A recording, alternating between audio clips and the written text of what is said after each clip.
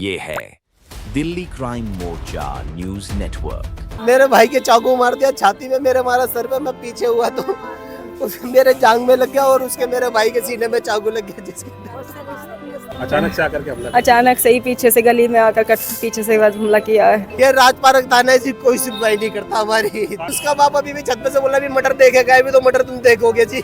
मेरे नंद के चाकू मार दिया था, उसके बाद फिर मेरे देवर के वासा के देवर है, उनके भी चाकू मार दिया था। तभी पुलिस वालों कुछ नहीं किया, पुलिस वाले पैसे खा के बैठ गए, कुछ नहीं किया। अगर पुलिस वाले कुछ करते तो आज मेरा आदमी जिंदा होता आज। और कितनों को मरवाएंगे जी हम। घर में 4 जनों के चाकू लग चुका है, एक भाई डेड हो चुका है, क्या करे साहब। जी मौत के मतलब मौत है जी, उसको फांसी दो।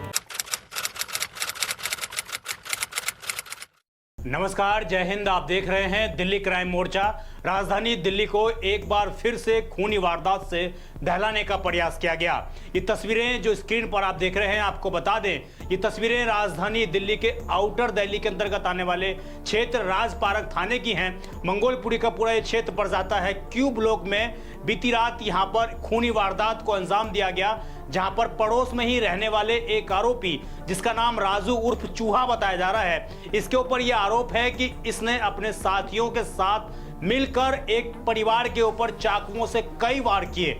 2 सगे भाई अपने घर के बाहर बैठे हुए थे, उसी दौरान इस आरोपी ने जो है चाकुओं से उनके ऊपर हमला किया और इस हमले में दोनों भाई गंभीर रूप से घायल हुए, जिसमें पेट्रोल पंप पर काम करने वाले एक जो भाई है, जिनका नाम महेश बताया जा रहा है, उनकी उम्र महज 45 वर्ष है। 2 बेटों के वो पिता हैं और उनकी इस पूरे घटनाक्रम में मौत हो गई है। ये तस्वीर जो आप स्क्रीन पर देख रहे हैं, उस वक्त मौके पर परिजन काफी भड़के हुए थे। उन्होंने साफ तौर से दिल्ली पुलिस पर कई गंभीर आरोप लगाए। ये कहा कि इससे पहले भी हमारे परिवार के सदस्यों पर चाकुओं से कई वार किए गए। हमने राजपारक थाने में कई कंप्लेन की, लेकिन कार्रवाई करने की बजाय पुलिस आला अधिकारी उनके घर पर आते हैं, उनको डराते हैं, उनको धमकाते हैं, यहां तक कि केस पर कार्रवाई करने के लिए उनसे रिश्वत तक मांगी जाती है। इस तरीके के गंभीर आरोप राजपारक थाने के ऊपर लग रहे हैं। हालांकि इस पूरे घटनाक्रम के बाद दिल्ली पुलिस ने हत्या का मुकदमा दर्ज करके जांच पड़ताल शुरू कर दी है, लेकिन फिर से एक गंभीर सवाल वही कि आखिरकार दिल्ली पुलिस ने इस हत्या की वारदात से पहले क्यों नहीं उन आरोपियों को सलाखे के पीछे पहुंचाया, जिससे आज ये इतनी बड़ी वारदात हो गई। एक परिवार का शख्स छिन गया और आज दोनों ही जो बेटे हैं वो अनाथ हो गए। पत्नी रोती हुई बिलखती हुई नजर आ रही हैं। मैं आपको वहां पर मौजूद लोगों ने उस वक्त मीडिया को क्या बयान दिए वो सुनाता हूं। सबसे पहले जो मुकेश हैं, जिनके भाई के ऊपर भी गंभीर रूप से हमला किया गया, उस भाई का बयान सुनिए। उसके बाद आपको समझ में आएगा कि किस प्रकार पुलिस के ऊपर उन्होंने कई गंभीर आरोप, बाकायदा नाम लेकर अधिकारियों के गंभीर आरोप उन्होंने लगाए। हो गया क्या हुआ भैया, दोबारा बताइए। आपके भाई, मेरे भाई के चाकू मार दिया छाती में, मेरे मारा सर पे, मैं पीछे हुआ तो मेरे जांग में लग गया और उसके मेरे भाई के सीने में चाकू लग गया। जिसके हाँ डेथ हो गई है उसके सर में। महेश नाम है उस भाई का, 45 उम्र है। सगे भाई हैं आपके? सगा भाई है जी मेरा। सगा की घटना है, कौन सा थाना क्षेत्र है? ये राजपारक थाना है जी, कोई सुनवाई नहीं करता हमारी। कहाँ की घटना है? मंगोलपुरी क्यू ब्लॉक कतरन मार्केट। अब अभी आप यहाँ हॉस्पिटल में खड़े हैं, क्या कुछ पुलिस की तरफ से कार्रवाई हुई? जवाब कुछ कार्रवाई नहीं हुई जी। उसका बाप अभी भी छत पे से बोला भी मटर देखेगा, अभी तो मटर तुम देखोगे जी। और कितनों को मरवाएंगे जी हम। घर में 4 जनों के चाकू लग चुका है, एक भाई डेड हो चुका है, क्या करे साहब। पुलिस से क्या, पुलिस की क्या? जी मौत के मतलब मौत है जी, उसको फांसी दो। नहीं, आप कुछ पुलिस पे भी आरोप लगा रहे थे, क्या वजह? बिल्कुल। तुकाराम मुंडे ने मेरे से 2 लाख रुपए मांगे थे जी। रामोत ने भी 2 लाख रुपए मांगे थे। रामोत मेरी बहन का आईओ था, मेरी बहन के केस का उसने उस पर कोई कार्रवाई नहीं करी। राजपारक के अंदर ये सही है। और मुंडे, तुकाराम मुंडे, वो भी ये सही है, उसने भी कोई कार्रवाई नहीं करी। वो तो उल्टा घर पे आके, मेरे पे आपको एविडेंस तक दे दूंगा कि इन्होंने मेरे घर पे आके खुला बोला था, बोला तेरा नाश करेंगे हम। तो आपने इस बाबत कभी पुलिस के जो आला अधिकारी उनसे मिले होंगे, SHO साहब से मिले होंगे? कंप्लेंट करिए सर, कल भी कंप्लेंट कर आए, कल भी कंप्लेंट कर आए उसकी साहब, कल भी कंप्लेंट करी है और रोज कंप्लेंट कर रहे हैं, विजिलेंस में भी कर रहे हैं, जब भी कोई सुनवाई नहीं, पैसे देते हैं। जो आप कह रहे हैं कि कार्रवाई नहीं हो रही, आखिर क्या वजह है? वो उसका भाई पुलिस के अंदर है सर, वो पहले पुलिस के अंदर है, वहाँ चाकू मारता, वो यहाँ कर पहले बैठ जाता है, आईओ को पैसे दे देता है, जो भी करता है।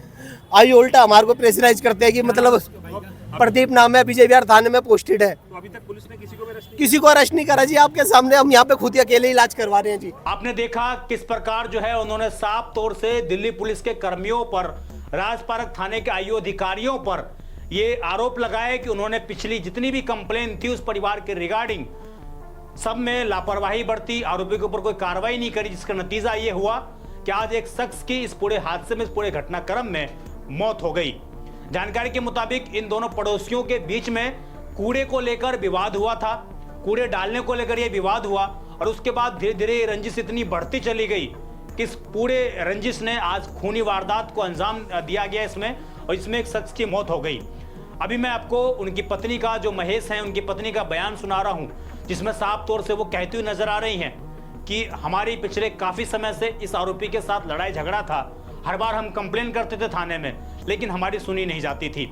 सुनिए उनकी पत्नी का बयान। हाँ जी, क्या नाम है आपका? संगीता। हाँ जी, संगीता। संगीता जी, क्या हुआ है, क्या पूरी घटना है, बताएं।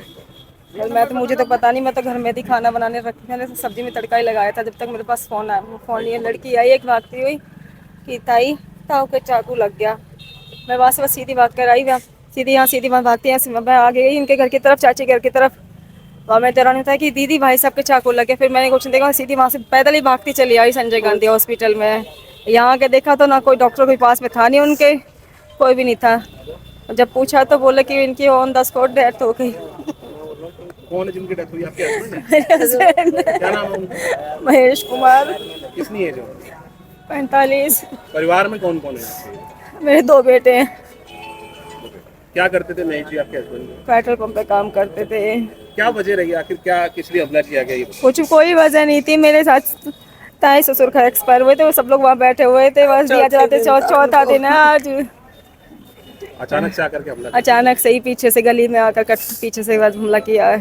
तो पीछे से कोई रंजिश, को झगड़ा है आप लोगों का उनसे? पहले 1 साल पहले लड़ाई वड़ाई हुई थी, मेरे नंद के चाकू मार दिया था। उसके बाद फिर मेरे देवर के पास, आगे देवर है, उनके भी चाकू मार दिया था। तभी पुलिस वालों कुछ नहीं किया, पुलिस वाले पैसे खा के बैठ गए, कुछ नहीं किया। अगर पुलिस वाले कुछ करते तो आज मेरा आदमी जिंदा होता आज। आपने देखा किस प्रकार उनकी पत्नी ने भी कई गंभीर आरोप लगाए कि वो घर के अंदर खाने बना रही थी। इसी दौरान उनको एक महिला जो है, एक लड़की जो है आती है उनको बताने के लिए कि हमारे आपके जो पति हैं उनके ऊपर चाकुओं से हमला कर दिया गया। इस पूरे घटनाक्रम में महेश की मौत हो चुकी है, पूरे इलाके में मातम छाया हुआ है। पिछले काफी दिनों से मंगोलपुरी शांत था, लेकिन एक बार फिर से इस पूरे घटनाक्रम ने मंगोलपुरी को दहलाने का काम किया है और लोगों को आगाह किया है कि आपके पड़ोस में ही आपके कातिल छुपे हुए हैं, तो आपको सावधान और सतर्क रहने की आवश्यकता है। एक छोटी सी रंजिश ने इतनी बड़ी वारदात हो गई जिसमें एक शख्स की जान चली गई। पुलिस ने पूरे मामले की जांच पड़ताल कर रही है, लेकिन देखना होगा कि दिल्ली पुलिस कितनी जल्दी उन आरोपियों को पकड़ पाती है। और जिस व्यक्ति का इसमें नाम प्रमुखता से आ रहा है, राजू उर्फ चूहा, उसके ऊपर जो ये आरोप लग रहे हैं, आरोपों के मुताबिक अभी भी उस परिवार को, राजू के जो पिता हैं उनके द्वारा धमकी दी जा रही है कि अभी तो एक मर्डर हुआ है, अभी और भी इस परिवार में लाशें उठेंगी। इस तरीके की धमकी दी जा रही है। देखना होगा कि दिल्ली पुलिस कैसे राजपारक थाना उस परिवार को सुरक्षित माहौल प्रोवाइड करवा सकता है। इस खबर पर आपकी जो भी राय हो कमेंट जरूर करिएगा। आप देखते रहें दिल्ली क्राइम मोर्चा। इस खबर पर जो भी अपडेट आएगी मैं आपको जरूर बताऊंगा। धन्यवाद। मैं विजय ठाकुर।